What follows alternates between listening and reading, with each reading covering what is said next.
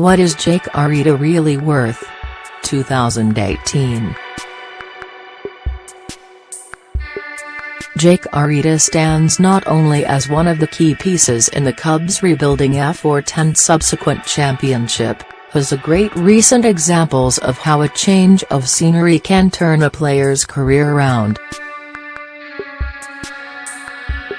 After effective, but rocky years in 2016 and 17, the 2015 NL Cy Young winner may be considered a cautionary tale for electing a year-to-year contract strategy instead of inking a long-term deal. While there is a dearth of frontline pitching available via free agency, nobody's using the word ace to describe Alex Cobb or Lance Lynn, the top starters on the market aside from Arrieta and Darvish. Arrieta's 2016-17 regression raises the question of whether he still fits that description. All of which makes him a great subject to address as the latest installment of my What's He Really Worth series. A fifth-round 2007 pick out of Texas Christian University by Baltimore, Arrieta came through the Orioles system as part of a quartet of well-regarded pitching prospects alongside Brian Matusz, Chris Tillman and Zach Britton. He never ranked as high as the other three on Baseball America's Top 100 Prospects lists, placing 67th in 09th and 99th in 2010, with his stock dipping due to the slow development of his command and secondary arsenal. He made his Major League debut on June 10, 2010 and spent the next 3 years getting lit up by Major League hitters, 5.46 ERA, 4.72 FIP, struggling with his command and control as well as keeping the ball in the park. Pitching through a bone spur in 2010-11 resulting in season-ending surgery in the latter year didn't help matters. On July 2, 2013, Arrieta and reliever Pedro Strop were traded to the Cubs for Scott Feldman and Steve Clevenger. Thanks to improved command and a revamped arsenal with increased reliance upon his sinker instead of his four-seam fastball, and more effective slider and changeup, he evolved into a much better pitcher. His ground ball rate soared, his walk and home run rates dropped, and his run prevention improved. In 8 starts in late 2013 plus 25 and 14, he missed all of April due to shoulder inflammation. He pitched to a 2.81 ERA and 2.92 FIP with 8.8 strikeouts per 9. Suddenly, the rebuilding Cubs had a cornerstone for their rotation. Still, none of that suggested Arrieta was about to unleash one of the most dominant stretches in recent memory. Over his final 20 regular season starts in 2015, June 20 onward, he pitched to an 0.86 ERA while holding batters to a .150/.200/.210 line. He no-hit the Dodgers on August 30, allowed just 2 homers in that 147-inning span, and all 20 of those starts were quality starts. Carrying over to 2016, he ran the streak to 24, 2 short of Bob Gibson's post-1913 record, and capped the run with his second no-hitter, on April 21 against the Reds.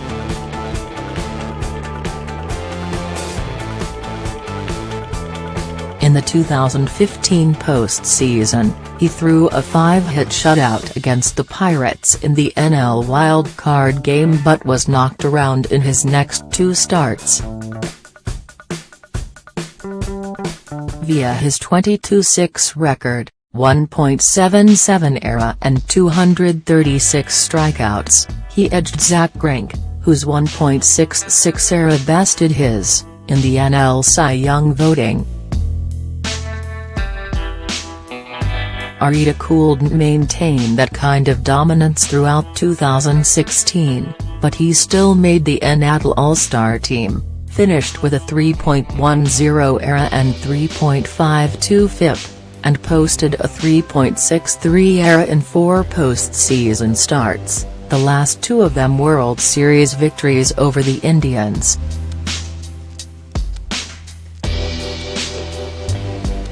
But those extra October innings, 42 in 2015-16, on top of 426 1/3 in the regular season, may have caught up to him in 2017. Via Brooks Baseball, his average sinker velocity fell from 95.2 miles per hour in 2015 to 94.4 in 16 to 92.5 in 17, with his four-seamer dipping from 94.9 to 92.7 in that span, and his secondary pitches each shedding a couple of clicks as well.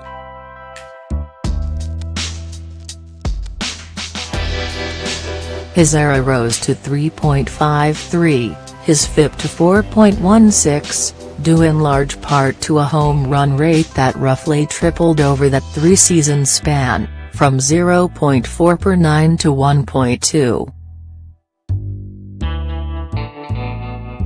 He did go on an 11-start run in July and August, 1.69 ERA, 3.49 FIP. Before a hamstring injury limited him to 10 1/3 wobbly innings in September, but he allowed just 2 runs, 1 earned, in 10 2/3 October innings, capped by a strong start that gave the Cubs their only victory over the Dodgers in the NLCS.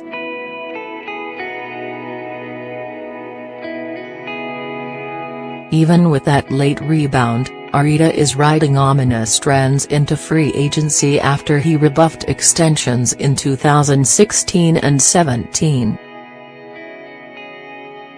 Given that he was a Scott Boras client, his path to market was no surprise, nor was the use of Max Scherzer's 7-year, $210 million deal as a point of comparison, at least as of last March. Spoiler alert, like Eric Hosmer and J.D. Martinez, Arrieta isn't going to get $200 million, and probably not even the $160 million, over 6 years, that CBS Chicago's Bruce Levine reported as the starting point for negotiations in November. It's not a perfect analog, because the going-on 32-year-old righty will still be handsomely paid, but where Scherzer steered clear of an extension with the Tigers after winning the 2013 AL Cy Young, his follow-up was nearly as strong. The bet he made on himself paid off with a record-setting deal. While the desire to test free agency is understandable, Arrieta's fall from peak form will cost him.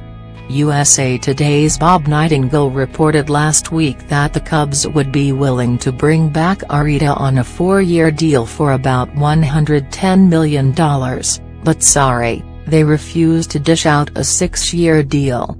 Last week, Levine reported that the Cardinals were the other team besides the Cubs who had shown the most interest.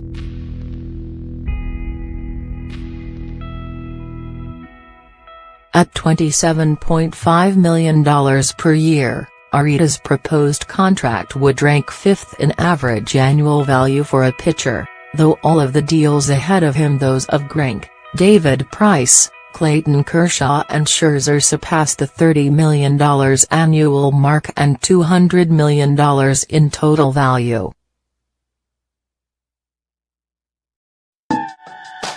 Even those parameters look better than Arrieta's expected valuation via the WHRW model. which uses Tom Tango's WARSL forecasting system, a war-based version of his Marcel the Monkey forecaster system, the most basic forecasting system you can have, that uses as little intelligence as possible, which builds in regression and an aging curve as well.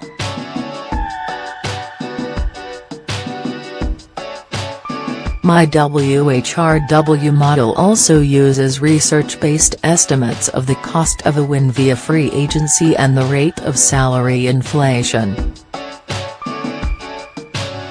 Via the 6/3/1 war weighting, 6 times the player's 2017 war plus 3 times his 2016 war plus his 2015 war, divided by 10. Arrieta's baseline projection for 2018 looks pretty grim, as has fallen from 8.7 war, 2015, to 3.4, 16, to 1.9 in that span via Baseball Reference's version of the metric, and from 7.3 to 3.8 to 2.4 via Fangraph's version.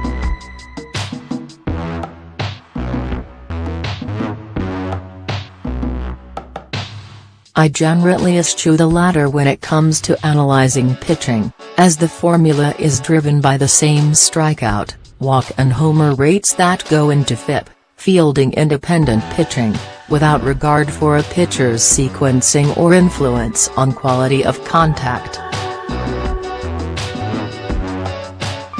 Given Arrieta's potential change of scenery, and thus the defenses behind him, the Fangraphs formula is of more use here, as is the slightly sunnier baseline forecast for 2018, 3.3 WAR instead of 30.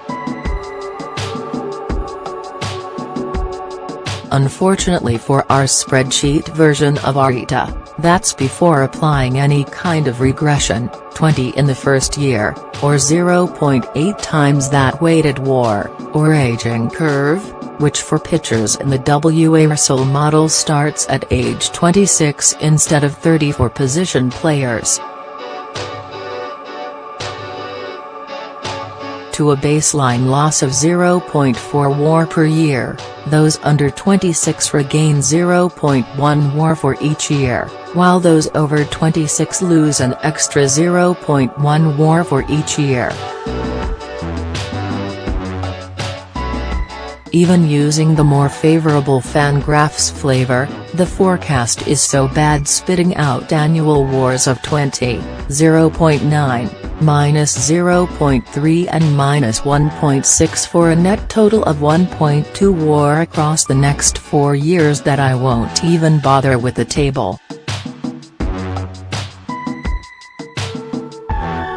That's a bad outcome along the lines of the lapsed 4-year deals of Ricky Nolosco, Ubaldo Jimenez and Matt Garza, who between them totaled 20 WAR over the past 4 years, at more than double the price. So let's do this a bit differently, by working backwards to reach the proposed dollar figure and then extrapolate to the assumptions that must be driving it. Starting with the low-end estimate of $9 million per 2017 win, applying a 5.9 rate of inflation and Tango's aging curve.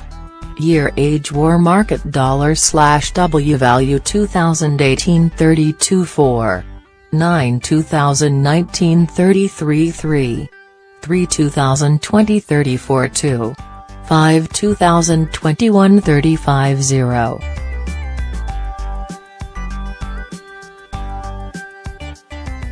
To $110. The low-end estimate assumes Arrieta will rebound in 2018 to pitch at a level closer to his 2016 form than 2015's. In 2017, 2 pitchers turned in 200-inning seasons with a WAR around 4.5, Irvine Santana, 3.28 ERA, 4.46 FIP, 211 1/3 innings, 4.6 WAR, and Jacob deGrom, 3.53 ERA, 3.50 FIP, 201 1/3 innings, 4.4 WAR.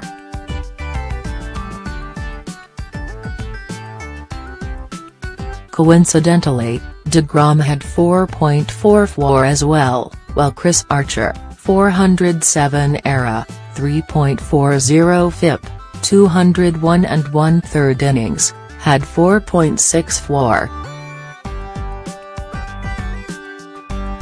Those aren't perfect analogues for Arrieta's style. DeGrom's the only one with a similar ground ball rate, while he and Archer both struck out more than 10 batters per 9, and Santana just 7.1 per 9.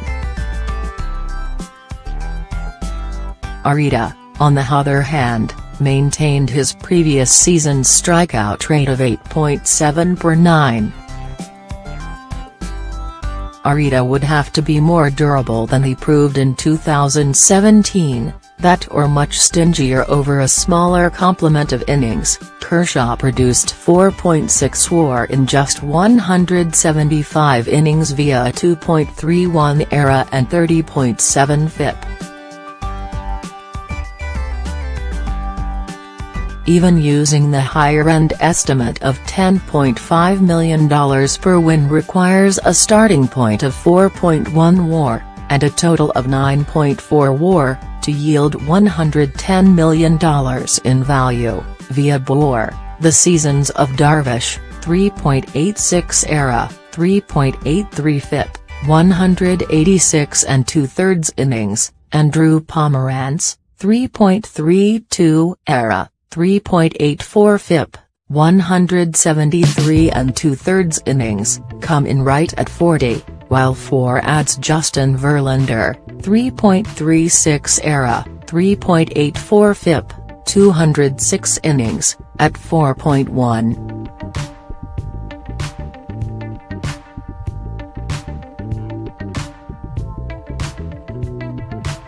Those are solid seasons. Hardly unattainable but not exactly ace quality. The problem isn't just 2018, however. It's that recent free agent history doesn't offer a whole lot encouragement regarding long-term pitcher deals. Starting with the 2008-09 off-season, there have been 9 contracts of 4 years signed by free agent pitchers, 6 of them now complete. Only 3, namely those of Mark Burrell, Ryan Dempster and Santana, whose deal ends after 2018, have produced at least 10 WAR. In fact, those 3 are the only ones that have produced more than 1.9 WAR, though James Shields, 10 through 3 years, and Brandon McCarthy, 0.2 through 3 years, at least have a fighting chance at the low-end figure. Arrieta is a better pitcher than most of those guys, Matt Garza, Edwin Jackson, Ubaldo Jimenez and Ricky Nolasco being the others, but those aren't great odds of fulfillment. The story of 5-year deals in that span is no prettier, with Cliff Lee's the only one out of 10 that's been worth more than 6.9 WAR. The active packs of Wei-Yin Chen, Ian Kennedy, Mike Leake, Jeff Samardzija, Jordan Zimmerman have together totaled 12.7 WAR in 10 seasons, and each still has 3 years to run. Again, Arrieta may be a better pitcher than any of those guys, but who's also starting his deal at an older age. Then again, Arrieta's age may mean less than his mileage, 161 1/3 career innings. Through their age 31 seasons, 17 of the 19 pitchers who signed 4- or 5-year deals had considerably more innings than Arrieta to that point. McCarthy, 989 1/3, and C.J. Wilson, 910 1/3, were the only pitchers with fewer, and they had serious injury issues during the lives of their deals. Ultimately, Arrieta's low mileage may be one of the keys to his getting a contract that might otherwise appear out of line with his regression from Cy Young form that, plus the fact that he has never had Tommy John surgery and might be the best pitcher on the open market. Still, any long-term pitching contract is fraught with the danger that injury or regression could make it subject an ordinary arm, or an unavailable one, and Arrieta's recent trend hardly exempts him from that possibility. Yeah.